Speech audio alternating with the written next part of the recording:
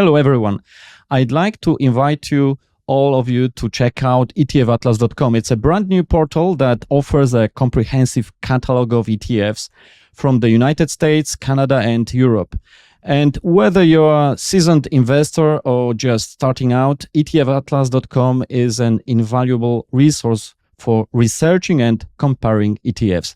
And as it's a new site, we'd be incredibly grateful for your feedback. And now let's start our discussion with our first guest of this show, Paul Merriman.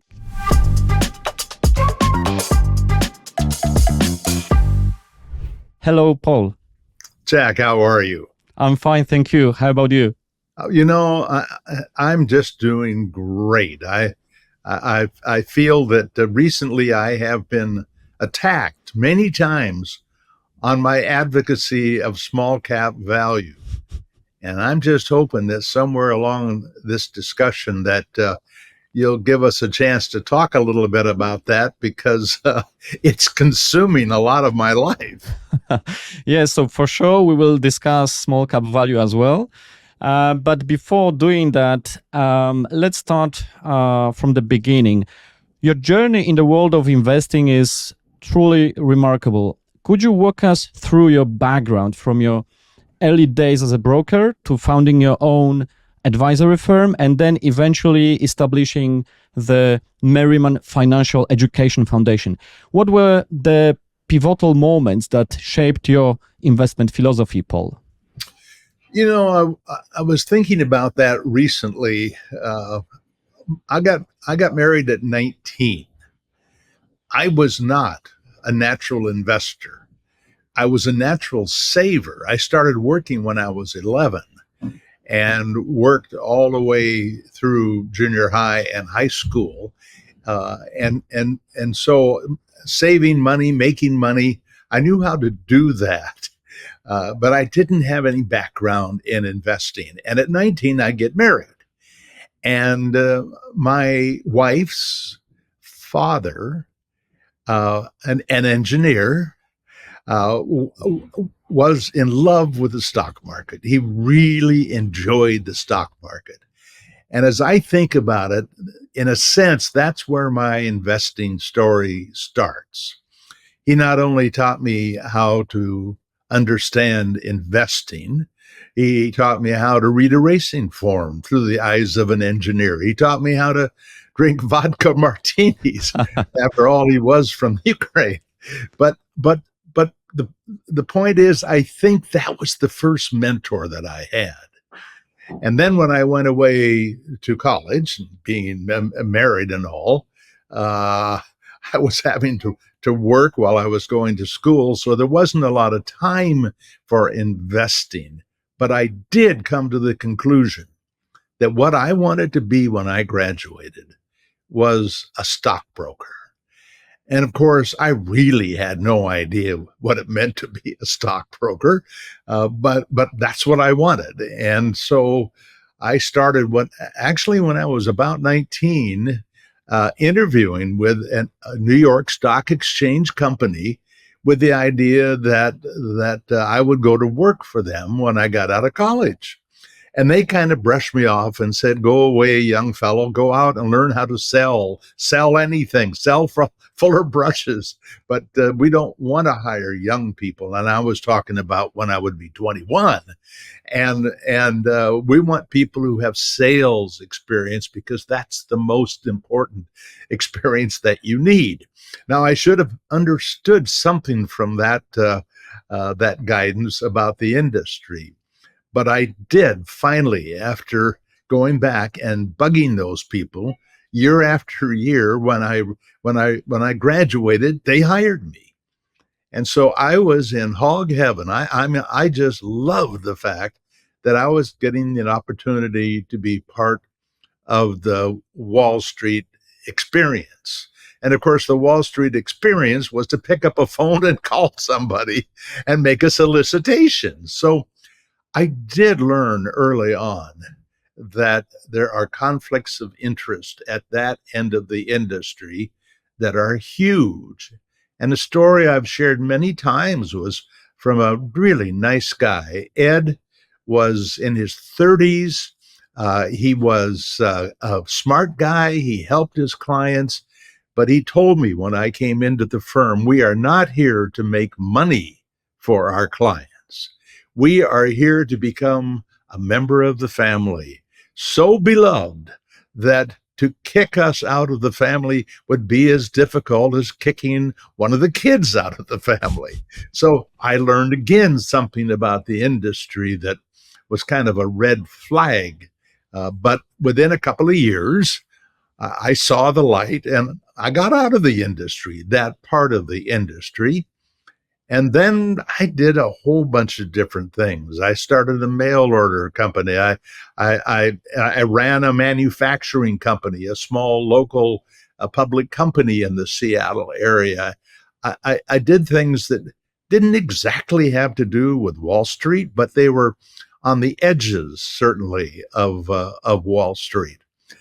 And then finally, I had this amazing thing happen. I was not part of an organized FI community. Nobody knew the idea of financial independence and retiring early, but I had enough at age 40 to, in essence, retire. Now, as anybody who's ever lived with a workaholics never retire. I mean, they just keep moving and they keep getting up early in the morning. And I mean, it's just the nature of the beast. And so, what I did when I felt that I had reached my phi number was that I decided to start an investment advisory company and that I was going to help a few hundred people.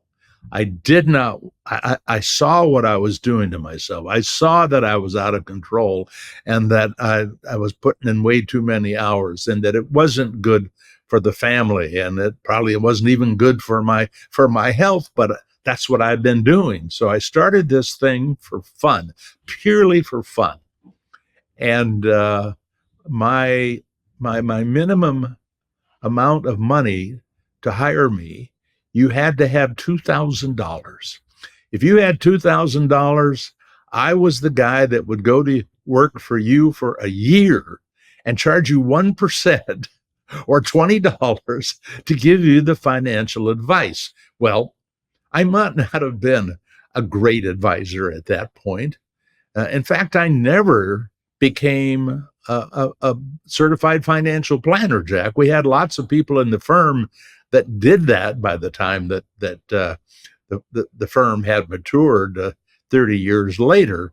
But at that point, I was giving financial advice and in essence, not actually educated to do that. But what I could do is I could give investment advice. There was nothing illegal about that, or nor was it misleading to people. I will say this, that I made one of the typical mistakes that investors make. And that is we have a tendency to gravitate towards what has been doing best lately. Now, lately may be the last year, it could be the last 5 years. But even if you looked at the last 20 years, it could still be chasing performance. And so when I started that investment advisory firm in 1983, I looked back over the previous 20 years and what had worked. Buy and hold? No way. Buy and hold was a failure. Buy and hold meant you started whatever you started with 20 years earlier, you still had about the same amount of money. You literally had gone up and down and up and down, and you hadn't gotten anywhere. But there was a way.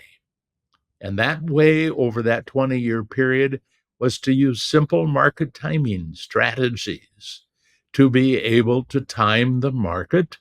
And I don't mean accurately. I don't mean getting in at the bottom, getting out at the top. I mean using traditional kinds of trend following strategies that you do what the system says. When the trend changes from up to down, you get out, you go to a money market fund, and when it then goes back up, you get back in and you put your money back into the mutual fund.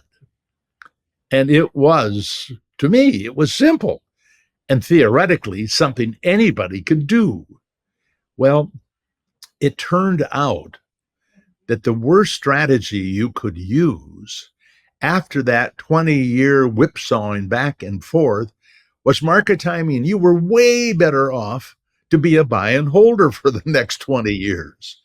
And yet I built a bunch of clients, and all of a sudden it was not a $2,000 minimum. It was a $100,000 minimum. And that's only because I couldn't do all the work that was there. And if I was going to hire people to do it, then they had to do it with enough that it would pay to have them on the payroll. I mean, it's the problems that we like to have as an entrepreneur. But what happened was, after about 10 years of market timing, and I think we had $400 million under management, my son, my mentor at that time, came to me and he said, "Dad, there are a lot of our clients, they like what we're doing, but I think we should consider adding buy and hold to the strategy as well as market timing." So I suspect we were the first market timer that also advocated for buy and hold, which confused people.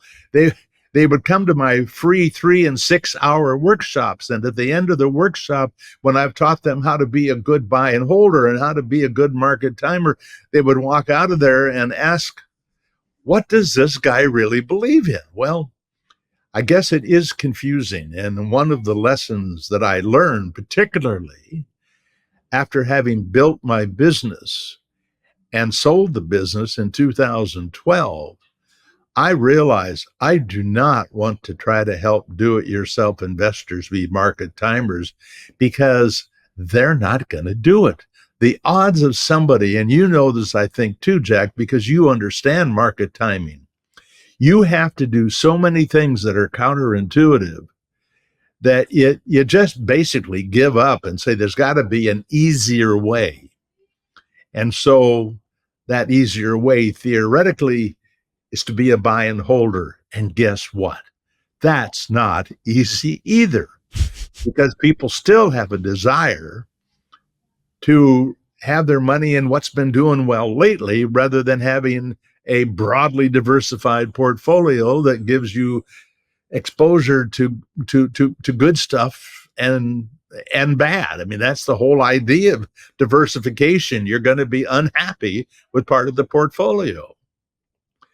But when I sold the company and I took part of the money I got for selling the company and I started the foundation with a commitment to my wife, one, I will never work for money again, and I haven't. I don't take any money for the work that I do. All of the money, if there's any income that comes to me or the foundation, it goes to the foundation, not to me. And so I am now 100% teacher, 0% investment advisor. And so now my job is to think through the eyes of an individual. How do we manage money that we have the highest probability of staying the course for the long term? And I know that's not easy. And I know I only have a limited number of years I can keep doing what I'm doing now. But my hope is that we'll leave enough of an imprint that there will be people long after I'm gone that will be doing the work that we are recommending today. The Merriman Financial Education Foundation, which you mentioned about, has a unique mission. How does it differ from other initiatives, like, for example, the Bogleheads movement? Is it maybe fair to say that at some day we will talk about Merriman heads as we are talking about Bogleheads? So maybe in the future we will be talking about Merriman heads. I don't know what's your view on that, but what specific gaps in financial education are you aiming to address with your foundation? Well, I don't think there'll ever be a Merriman heads because that implies a big brain. Jack Bogle had a big brain. I don't have a big brain, Jack. I have a normal brain that happens to know a lot about a few things regarding investing that I think are really the most important things that people need to understand. And what is different about our work? Our work is aimed at taking the investor up to a fork in the road, stocks versus bonds. What is the evidence? There is a reason why probably 90% of the people who follow our work are either engineers or other people who work in areas where evidence based decision making is an important thing to do, not just the latest great sales pitch. So we take you up to that decision, stocks versus bonds, and we want to make the case for both of them. It isn't that we say bonds are bad, but when we learned that $100 in bonds grew to $12,000 over almost 100 years, and $100 in the S&P 500 grew to almost $1 million over the same period of time, I think it's something a young person should sit up and take notice about in their decision-making process. So we are really trying to be more forceful and take over more. In a way, we're making decisions for people, but then we're advocating for those decisions and telling you why we believe what we believe. So if we get you past the stocks versus bonds decision, then you might want to know, okay, there are tens of thousands of stocks out there to buy. How do I know which ones to buy? And it turns out the academic community has taught us that it's not about which ones you want to buy. It's about what asset classes, I'm talking equity asset classes, you want to hold in your portfolio. So we introduce you to the 10 that I was introduced to in 1993 or 94 by the people at Dimensional Funds and the work of Dr. Eugene Fama and Kenneth French. And so all I have done is walk people through the implications of owning those 10 equity asset classes. And every year we update the returns of the implications of having those 10 in your portfolio. But as we found out, particularly for do-it-yourselfers, you come to another fork in the road. And that is, okay, let's say there are 10 equity asset classes that the academics have put their stamp of approval on. How much should you put in each one? And so we have created portfolios and show you year by year returns of portfolios that are only 50-50 S&P 500 and small cap value, or one that's a combination of large cap U.S., small cap value U.S., and international large cap value and international small cap blend. We have 9 different portfolios for you to choose from.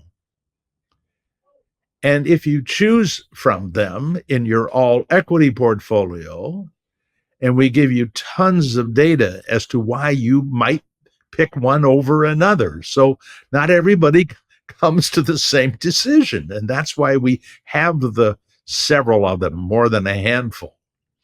But then you got this big decision as you get older. All right, now equities are fine, but I don't have the risk tolerance to lose over half of my money anymore. So the question is, how much in bonds?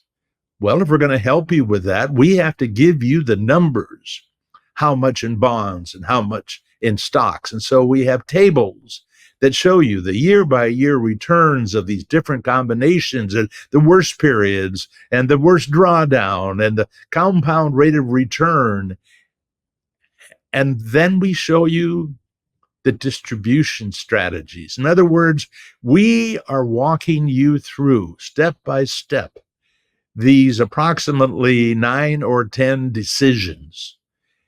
And at the end of the day, which I don't know anybody else that does it like we do, we know that most of you are not going to sit down and whether they use your database, Jack, or somebody else's, and compare all these different ETFs or mutual funds to figure out, okay, I've decided to take Merriman's portfolio that has me 25% in small cap value.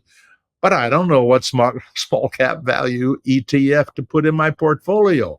We know that that's going to be the way a lot of people feel. So we tell you, we've done the homework. We cannot see the future. Nobody can see the future, but we can pick out like small cap value ETFs that have the highest probability of giving the highest return.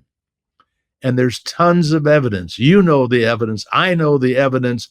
But Jack, we love this evidence. We really enjoy spending time with numbers. Some people like to spend time with people.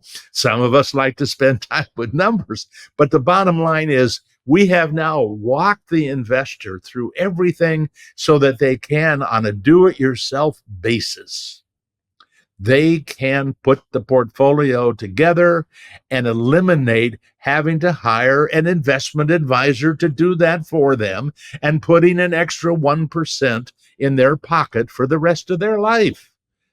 Now, I know that I made a living off of people who didn't want to be do-it-yourselfers. And if people don't want to be do-it-yourselfers, then they need to get help. But you know something, even then, if you want help that takes care of you professionally, why not look at a robo-advised portfolio or a target date fund? They're basically the same thing. And have somebody who will do that for you for the rest of your life for basically nothing other than the very low cost of managing the funds themselves. So we are different in that regard. Most people, newsletter writers, do not try to take people deep into these decisions. And the reason that I believe in taking people deep is because that is the best probability that they are going to be able to stay the course.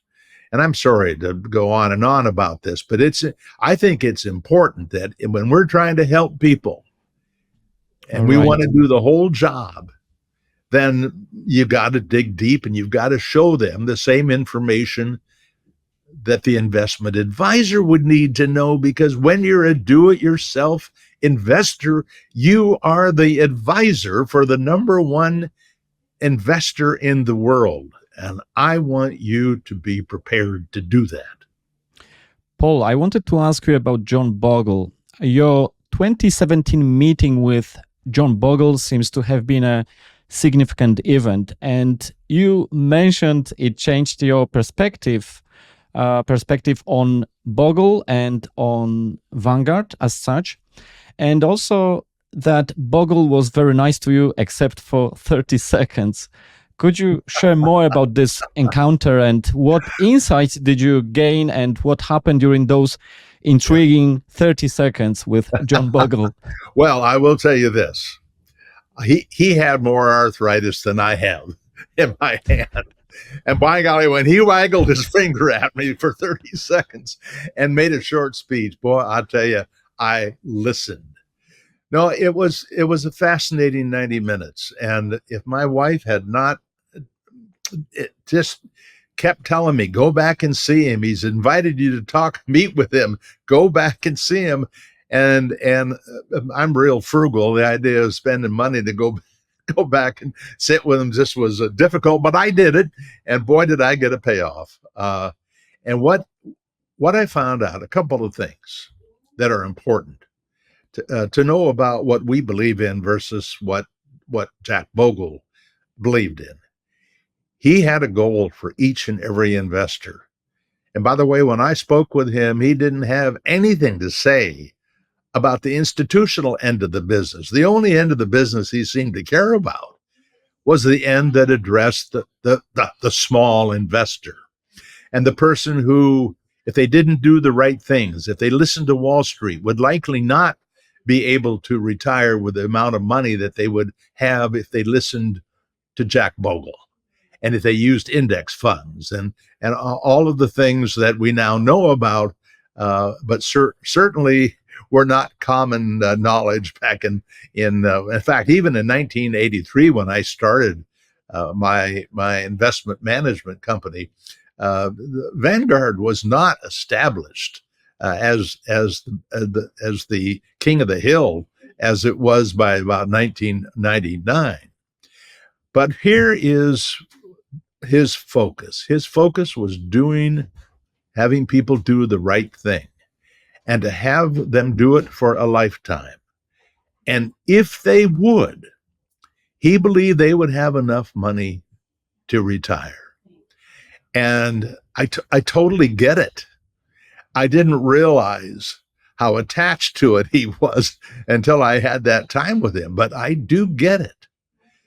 I, on the other hand, legitimately have a more aggressive wish for the people that we're serving. I really want people to shoot for more than they need. I want people to have a lot of money left over at the end of their life, not because of greed or not because of the what you can buy with money so much as how many times in our lives did we make a wish and set out with some plans that when in fact we got into the thick of it and found out what life was really like, that things didn't turn out to be the same and that we would have been better off if we would have set our sights a little higher in the beginning so that when we failed to get what we thought we were going to get, that we'd have enough. So my belief is if we shoot for more than enough and we end up with enough, that's enough. That's good. On the other hand, if what you do is you count on things being good, we should never forget this, that in 1999 and early 2000, there were surveys where people were asked, what return do you think the S&P 500 will have over the next decade? And the averages ran 20 to 30%. What crazy person would believe that the next 10 years they should be entitled to a 20 to 30% return? Well, the reason they believe that is because for the previous 5 years, the S&P 500 had compounded at 28.5%. And so only making 20% ought to be a piece of cake. Well, okay, what's really happened? Over the last 25 years, the S&P 500 has compounded at 7.9%. What happened to that, even the 10% that we all knew was baked into the S&P 500? We think that's what we're entitled to. Well, we're not entitled to anything, and we can never know where the market is going to be at the time that we finally retire. I mean, we could retire and the next year the market goes down 50%. The market owes us nothing.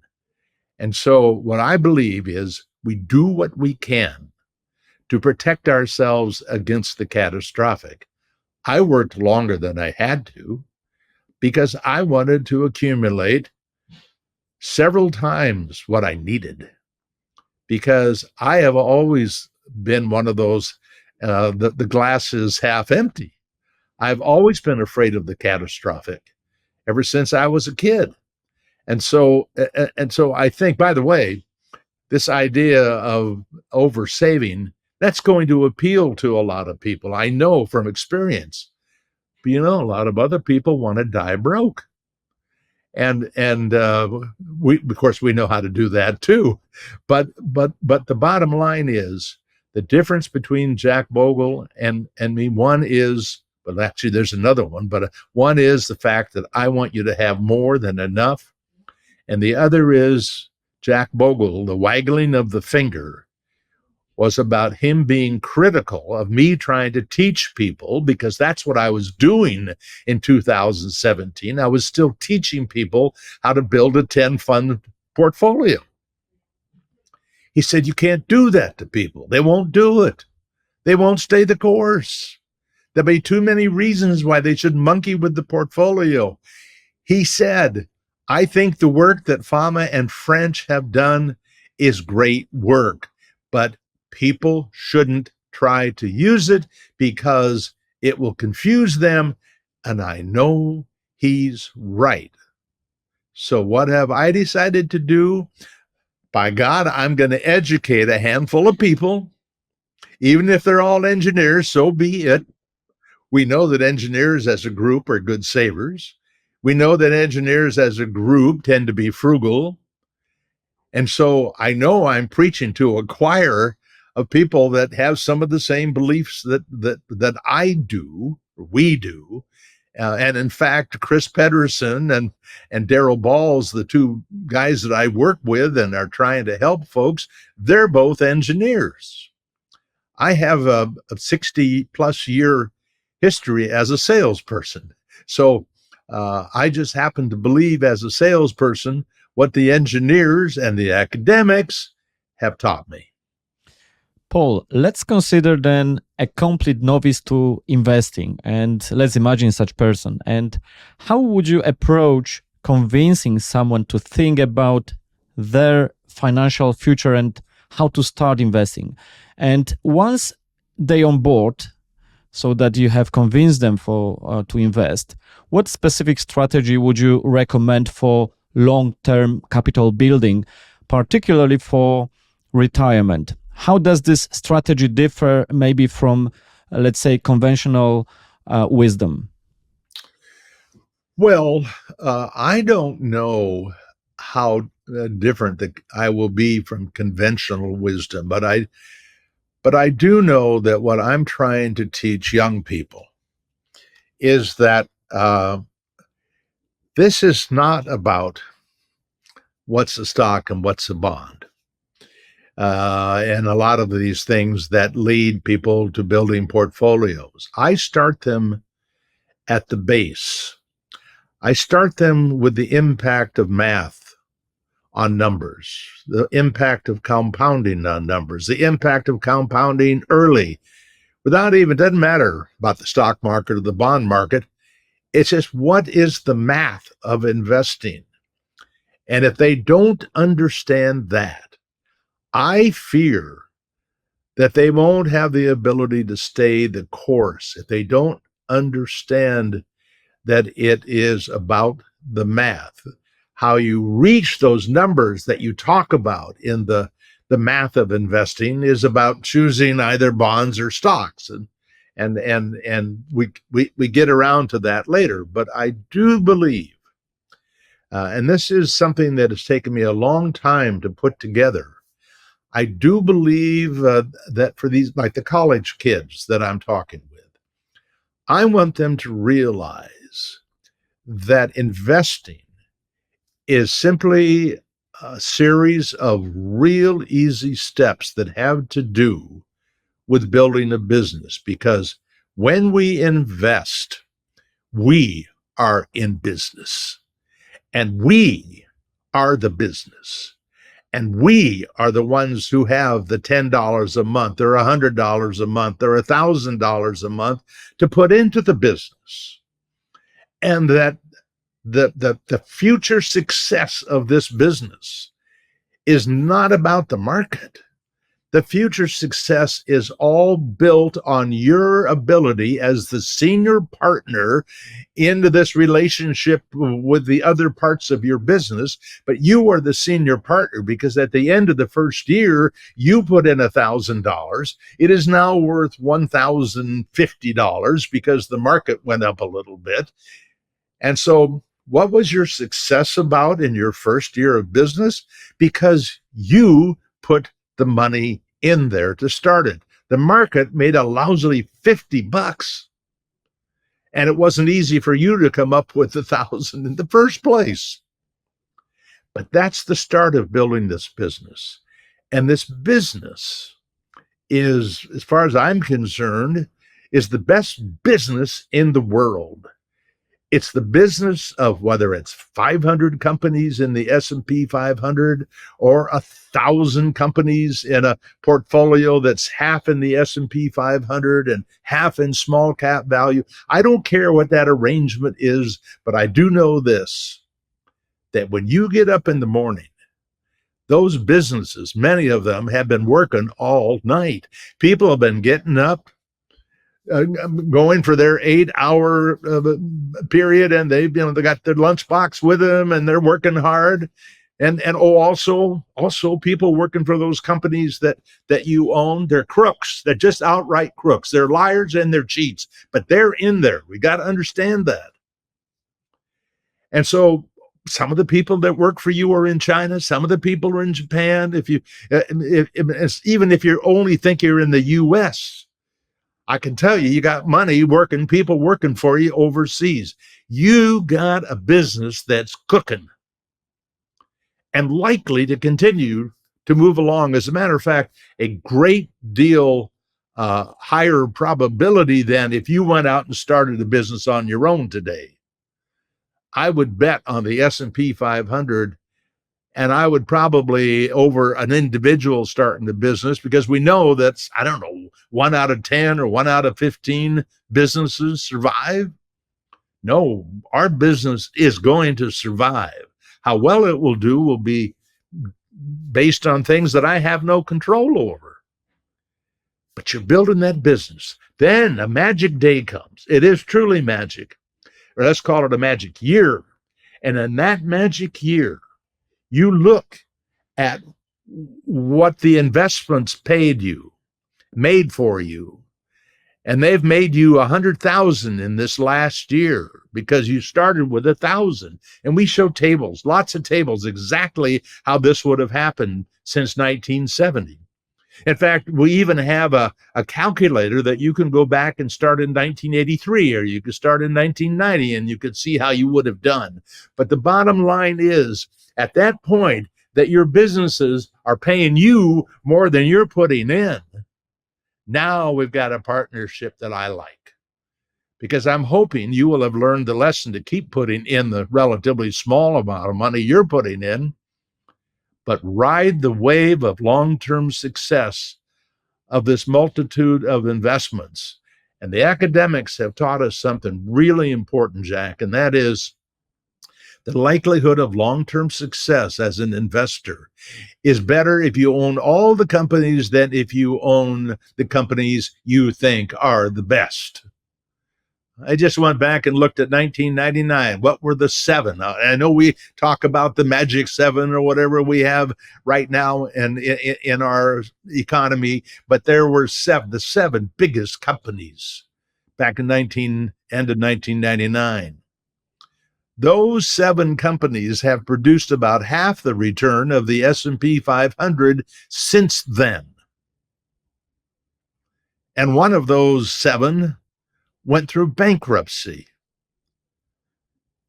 and is now worth a tenth of what it was in 1999. And so I want people to be business-like. And if you're business-like, would you want to pay the highest possible expenses that you could? No, I don't think so. I mean, we wanted to pay people fairly, but if we pay people unfairly, then we earn something that's unfair. So a good business person would make the decision probably to buy a low-cost fund. They wouldn't pay a low to get in. And from everything we know about active management, they wouldn't want to invest in an actively managed fund because there's a probability, yes, that 1 in 10 will do as well or better than the index, but the other 9 are going to be less, and some of those will make as much less as 2% a year. Well, 2% a year is a big deal. So I want people to understand the math and then understand how to act like an intelligent business person in building this amazing portfolio. Here I am at 81. I don't need to tell you that I've got more than $1 million because that's what I put into our foundation to get it started. What I have is a good sized little business. And I have friends who are in business whose businesses are no bigger than my business. So I take it seriously. I know every question, Jack, the answers are too long, but That's wonderful. Thank you for that. We could talk and talk. I remember our last conversation. It was probably the longest interview with you whoever made. It was 2 hours. Yes. So I know you even split it into two parts. But I have still plenty of questions for our today's conversation. And I wanted to ask you, how do you view the trade-offs between complexity and simplicity in portfolio construction, especially for long-term investors? Well, I think the big complexity question is, will you maintain it? I know this. I know that a four-fund portfolio, and we have an absolutely wonderful quilt chart that shows this. When I look at the quilt chart, what I see is the annual return of four different equity asset classes. One is large cap blend, one is large cap value, one is small cap blend, and small cap value. And we look also at a portfolio that was 25% in each of those four equity asset classes. Now, I know we can't expect the future to be the same. Although I have a different opinion of that. I think the future will look just like the past, except for one thing. But here's what I know. I know that if you took that four fund strategy and you rebalanced once a year back to even amounts, that you would, over the last 96 years, have about 1.8% compound rate of return. Another person in the industry, he looked at it, he said 1.7. I'm fine. I'm fine with either one. Because the S&P 500 on its own compounded at about 10. And so what does that suggest?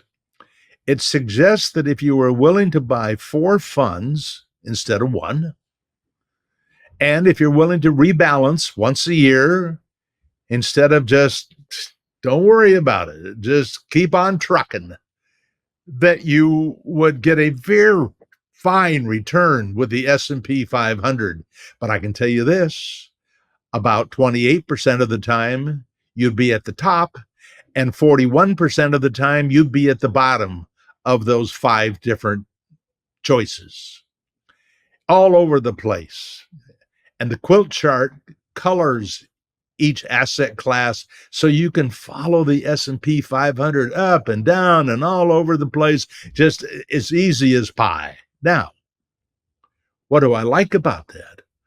I like the fact that the four fund strategy has much less volatility year to year and has never been at the top and never been at the bottom. I don't care if I've never been at the top or at the bottom. That is not my goal in life. My goal in life is to get a good unit of return per unit of risk. So from my viewpoint, with the complexity of having four funds instead of one, rebalancing once a year, this is not complex. But I can tell you a lot of people, because I've talked to these people, Jack, they said, I don't know how to do all this stuff. This is way beyond me. I need somebody else to do it.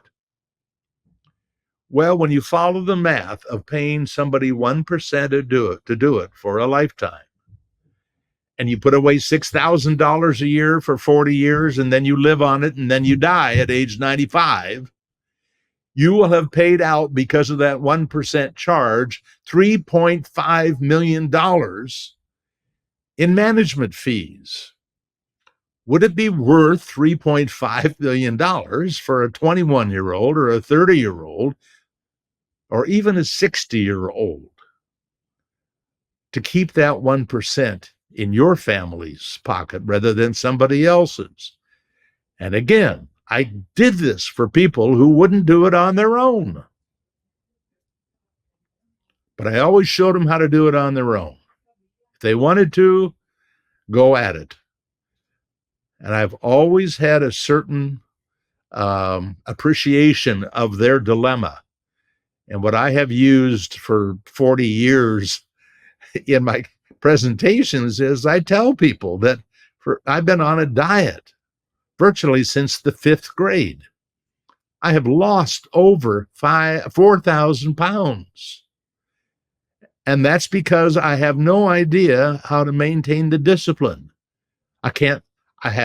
Obviously I can't understand how to do it. Do I read about how to do it? Do I watch about how to do it or listen? Yeah, of course. But then I get in there and oh my God, it's such an emotional thing. Well, so is your money. Simple, but not easy. That's right. That's right. Paul, I wanted to talk about small cap value. That's always, whenever there's some interview with you, the topic which appears. And your data-driven approach to investing is well known, let's say, even in industry, and the advocacy for small cap value.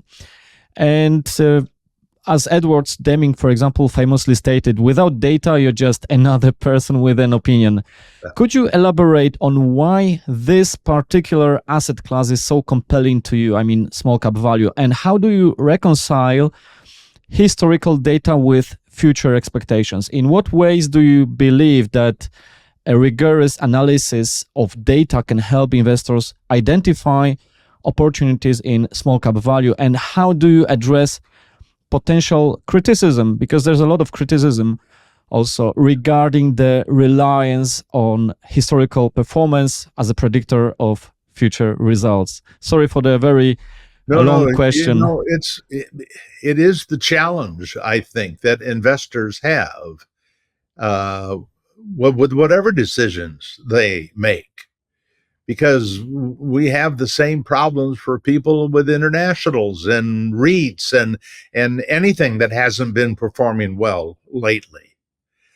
What I find interesting is if we have trust and confidence in the future of a particular equity asset class or a company, it could be a company, but if we have confidence, then we are more likely to stay the course. And so when I think about an example where people ought to be questioning, what are you doing? If we know that the S&P 500 for 25 years from 1975 to 1999 compounded at 17.2%, what do we do with the fact that for the last 25 years, it's compounded at 7.9? Well, wait a minute, I've been expecting for my long-term plan that the S&P 500 would compound at 10. Oh no, that premium's gone. Things have changed. Now, understand that small cap value has had some great years in the last 25, and it's had some bad years. Well, welcome to the club of the S&P 500. I mean, this is the nature of investing. But let me tell you why I feel so strongly, even to the extent that with my 2-year-old granddaughter, when my wife and I put away $10,000 to start when she is old enough and is working and is making something, I want this $10,000 to be used, and whatever it grows to be used to fund a Roth IRA for however long it lasts. And that money is split half in a total market index, not the Vanguard, not the Fidelity, but a different one that I think will do better. And the other is in small cap value. And at age 18, when she receives the letter from her grandmother and grandfather that will be waiting for her to get to 18, because I'm not likely to be around in 18 years. and a video that she'll have of a much younger grandfather than she might know in these years now. And I want her to look and see, how did the S&P 500 hold up year to year? Well, let me tell you, you can say that 18 years doesn't matter. But I also know that over the last 96 years, the compound rate of return of the small cap value index, according to the academics, is over 13%. And the S&P 500 is about 10. So do I think there will be a premium for small cap value in the future? Yes. Or investing will have stopped working the way that investing is understood. Because if small cap value can fail, so can the S&P 500 fail to out earn the the bond market. Could be that bonds are going to be better than the S&P 500. They have been several times better for 20-year periods since 1928. So it won't be the first time that stocks have underproduced bonds. So if that is the case, is there anything that has changed that today one would say, that happened then, but it's not going to happen again? Then I'd look, I've got a table here. I'll give you a link to it, but the table, it actually looks at year by year the results of small cap value versus the S&P 500. But here's all I want you to know, that when we put this table together, we looked at every year the returns for the S&P and small cap value. One of them did better than the other. Great, we call that a win. But I want to know by how much. So then we have a winner and a winner by, in 1970, the S&P 500 was the winner, and it beat small cap value by 5.4%. I know that. And I also know that from 1970 to 1979, there were 3 years the S&P 500 was the winner, and 7 that small cap value was. So now if I'm a stockbroker and I like to sell performance, I'm out there pumping out the small cap value. It's where you should be for the future. That's what we look for to make a sales pitch, is recent performance. But then the next decade, the S&P 500 wins in 6 out of the 10. And then the next decade, 7 out of the 10 small S&P 500 wins. So we've got 20 years that the S&P 500 is crushing small cap value. And you want to go back in 1999 and 2000 and look at the articles that said small cap premium is dead. But then what happened next? From 2000 to 2009, 9 years small cap value beats S&P 500. Followed by 10 years that the S&P 500 wins in 6 of the years, and small cap value in 4. And so far, the 5 years of this decade, it's 3-2 in favor of the S&P 500. Give me any reason when I can look back to 1928 and see that there's been this premium and all of this. I mean, we can always cherry pick stuff. And what people need to understand, and we show them a telltale chart that goes back to 1928. And it shows that about 80% of the time, small cap value is just kind of holding in there with the S&P 500, not making any premium. And then, bam, it breaks out for a relatively short period of time. And what makes me so sad is I know that in those breakouts, when it has 4 or 5 years and it's just doing amazing, that people are going to rush into it. This is a good place to be. Just in time, I guess we could call it just in time bad investing. you have a period that it doesn't perform well, and then people give up. Actually, I would like to make a step further.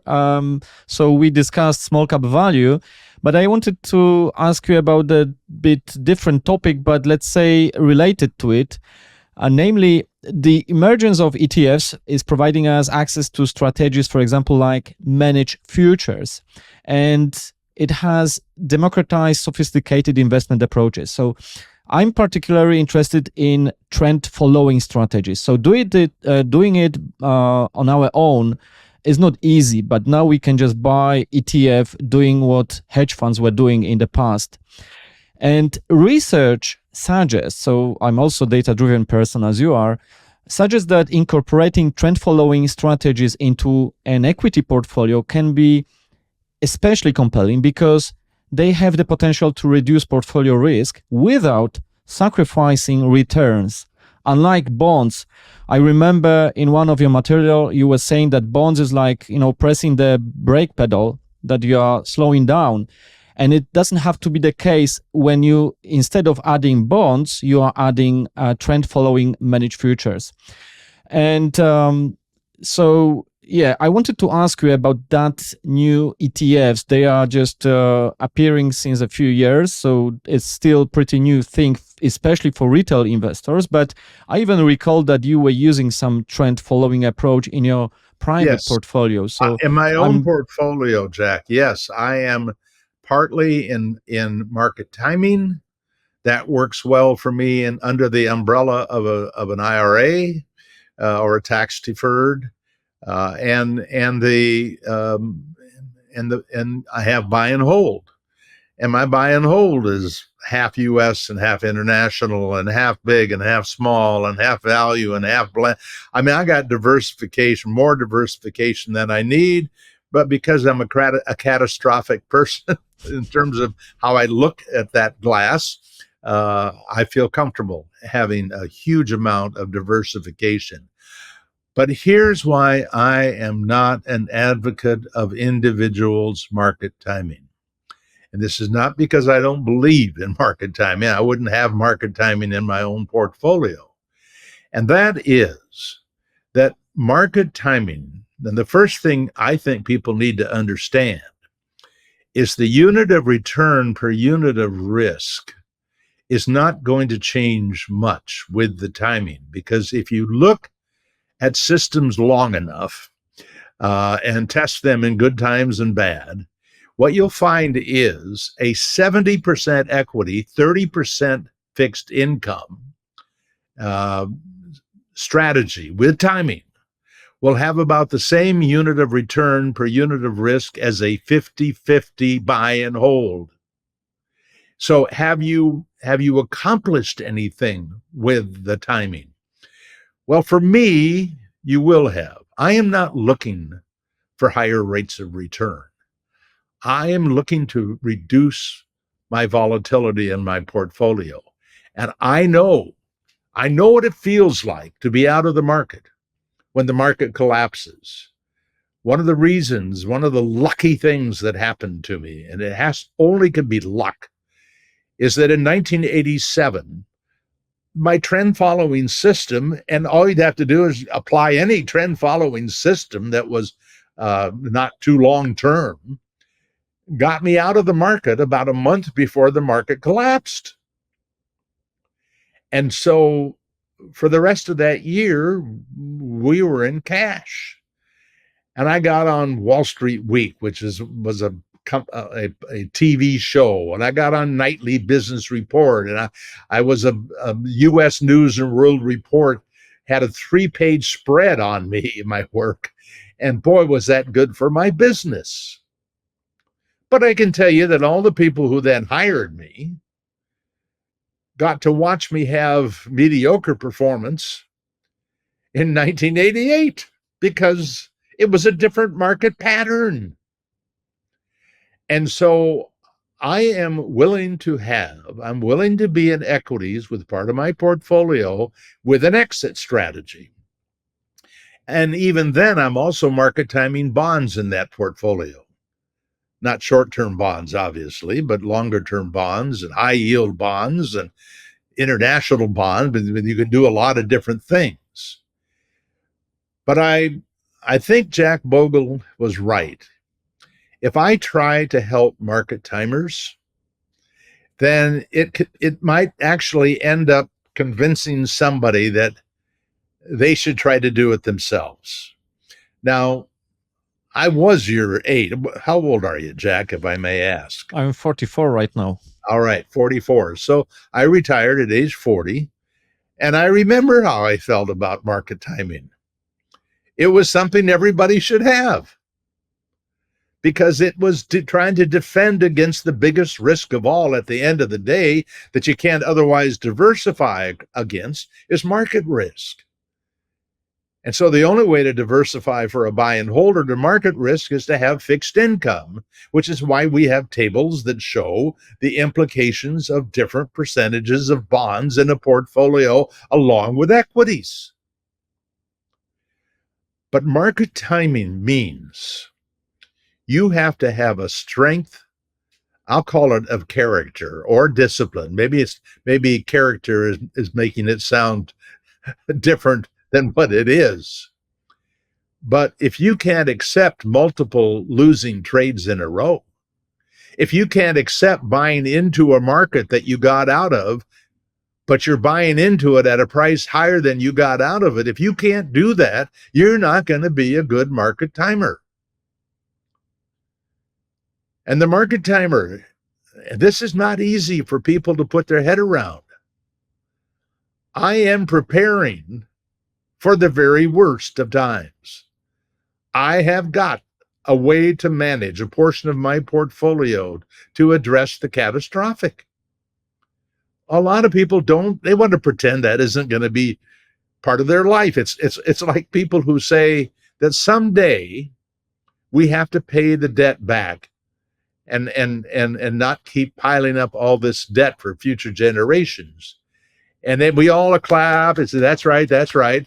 And it's going to start a couple generations from now. And it's the same thing with the kind of thing like the Depression. You can say, well, that'll never happen again. Well, yes, it probably will at some point. And in fact, what most people fail to realize is that from 1929 to 1938, the stock market return, yes, it was volatile, but at the end of that 10 years, you had a better return than from 2000 through 2009. We saw, in essence, the same thing again. And so I'm ready. And I hope that other people who have a sense that bad times are coming have the right amount of fixed income for whenever those bad times come. But I don't want young people preparing for the bad times except to celebrate every down day in the market because I want them to buy inexpensive shares. I just don't want to liquidate them to live on in my retirement. All right. I think that the psychology is a very important aspect of investing, and it's quite often underestimated. And how do you advise investors to maintain discipline during especially market downturns, as you mentioned? Because it's easy to say, I remember you said once that if there is a market downturn, to go to a shop and buy a good champagne because it's a great occasion to buy cheap stocks. But are there any cognitive biases you find particularly dangerous for long-term investors? Well, I do think that the people who are sitting on all equity portfolios and they're retired, that in many cases, just to be fair, in many cases, those people have other income that, whether they're in stocks or bonds, it doesn't make any difference. But for people who it could make a difference, I think to overlook the possible downside in the market is a big mistake. Having said that, there are people who simply believe you are all equities all the time. And I'm actually working on an article and comparing 60-40 to all equities And it's amazing how often 60-40 beats the all equities. It's really, I find it very interesting. But anyway, I do think, and this is why we have these tables, that if you need a certain return, let's call it 6%, and that you need that in order to meet your needs with a 4% distribution and 2% growth for the future, that you should know what the risk is of making 6%.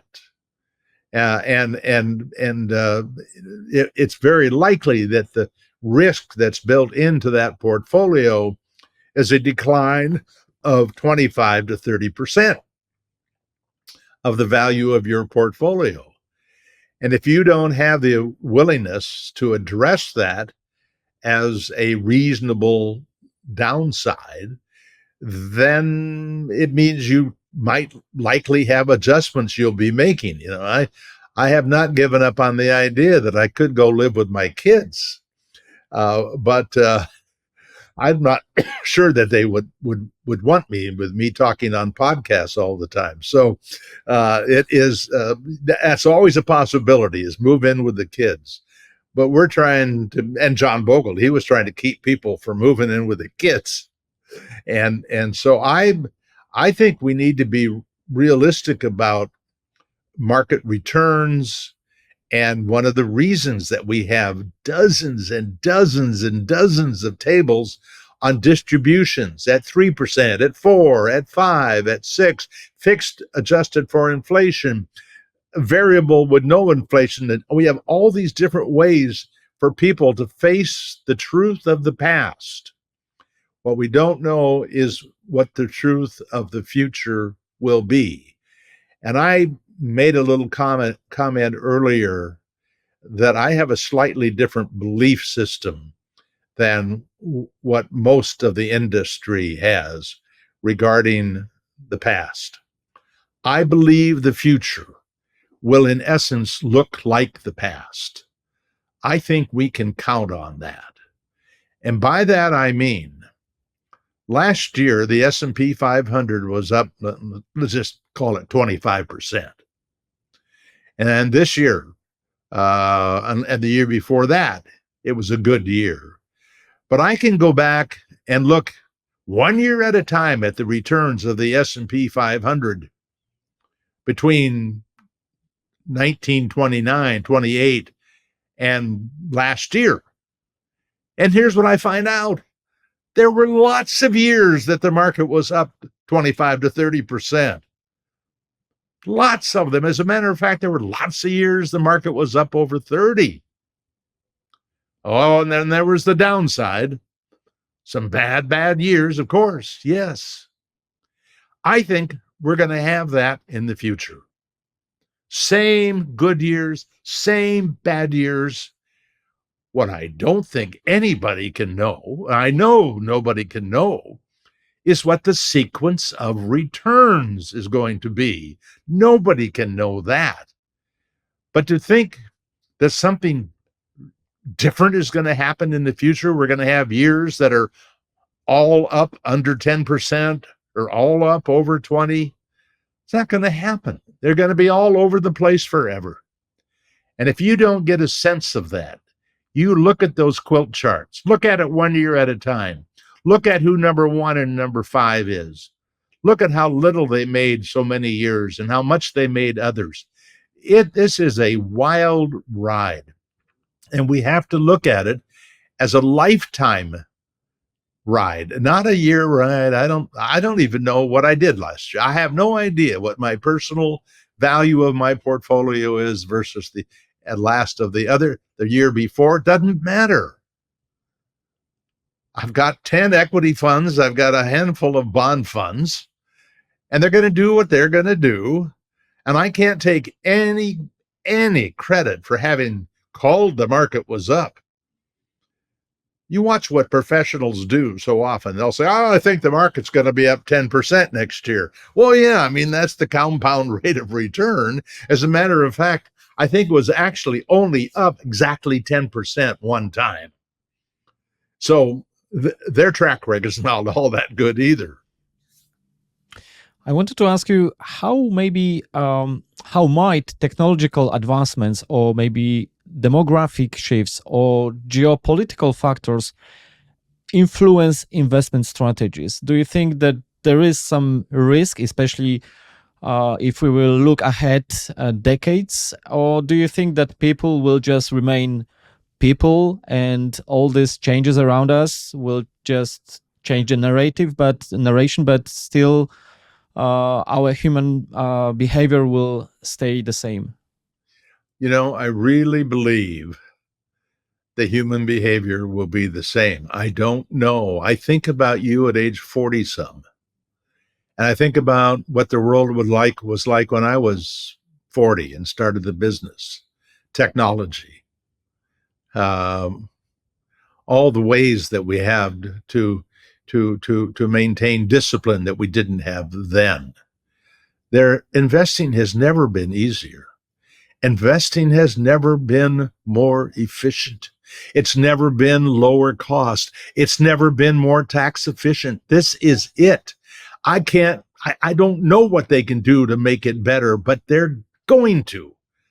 I just don't know what it is.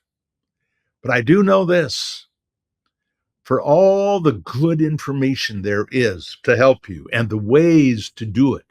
I mean, now when you go into a 401k plan, they automatically enroll you. They automatically up the amount every year that you put into it. I mean, there are these ways that they have of taking better care of your money, because you tend not to take very good care of it yourself, particularly when you're young.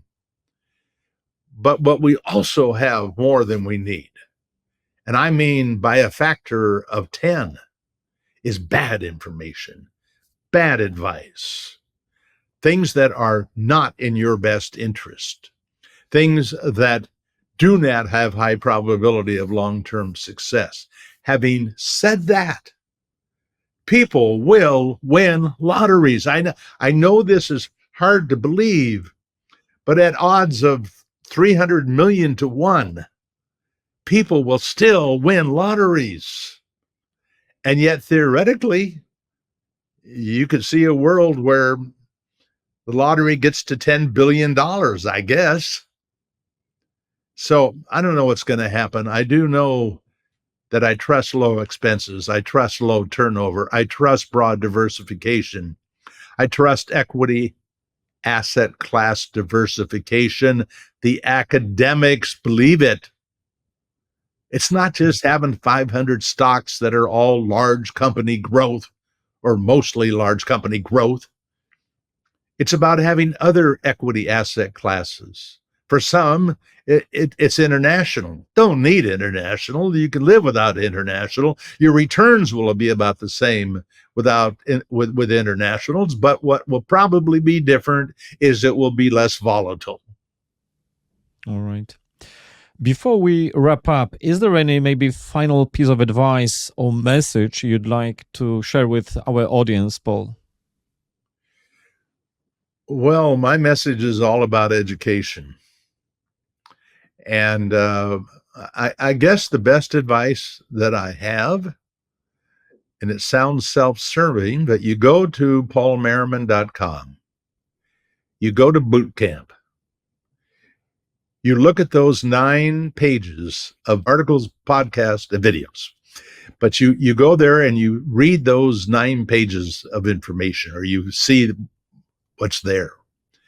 And then if you have questions, you sit down and you email me, paul@paulmerriman.com. I'm not a financial advisor. I'm not going to give you personal advice, but I know how to talk about the things that are in those 9 important pages. And if I can be of any help, that's why I'm here. I only have a few years I can do this. So if you want to get my help, and by the way, I'm not charging for anything. I'm only trying to help people who want to be do-it-yourselfers. That's the best advice I have. All right, Paul. So the paulmerriman.com, is it the main resource you are offering, or maybe there are some other links you want to recommend as well? Well, I'll tell you, there is on the home page, there's a great big box that says Bogleheads. If you click on that, it will take you to the page that I created for the Bogleheads that shows links to all of the 200 tables that we have on our site and makes it real simple to review the tables. That's it. All right. Paul, it's been an absolute pleasure having Thank you you. on the show. Thank you very much. Thank you once again for your time and insights. We wish you all the best in your continued efforts to educate and You on empower yours. investors. And Thank you on you. yours, Jack, with your Thank new. you. I hope this podcast gets in the hands of lots of folks. So thank you, Paul. good Also, luck I to you. wanted to remind and invite everyone to check out also etfatlas.com because it's a brand new portal. So there's a lot of comprehensive information about ETFs from the United States, Canada, and Europe. So you're welcome to visit as well and give us the feedback. And also remember paulmerriman.com. Thank you very much. Thank you, Jack.